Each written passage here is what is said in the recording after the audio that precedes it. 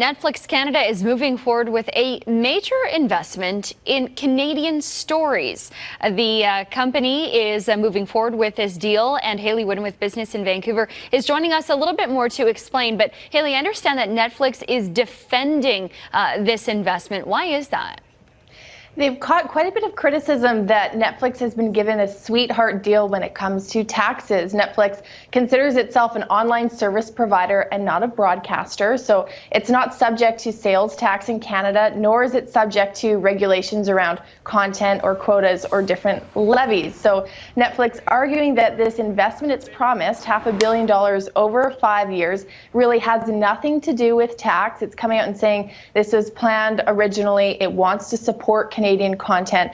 And it's also defending, too, that subscription rate hike that Canadians saw not too long ago, saying that it's not going to be Canadians subsidizing this investment, that really the two were planned at different times. So catching some fire, but Netflix really defending the fact that it shouldn't be subject to tax and that this investment completely independent of any tax laws or regulations. All right. Now, I understand that Apple is hoping to capitalize on this market of streaming services. What is Apple doing?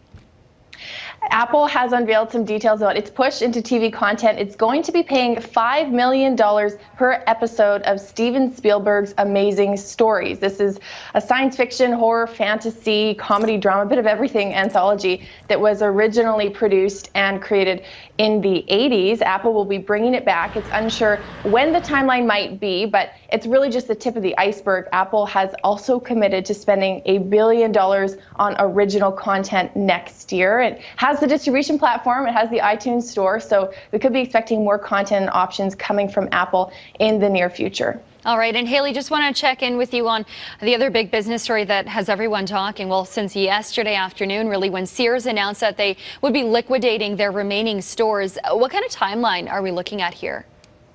This is going to be put toward the court this Friday. If it's approved, we could be looking at liquidation sales as early as October 19th. It's expected they would run 10 to 14 weeks. Of course, that would depend on inventory and how quickly the stores are cleared out and closed. But if it does run for that period, it would actually be taking consumers through the holiday shopping season. It's about 130 locations across the country that would be looking to close and liquidate. All right, Haley Wooden with Business in Vancouver.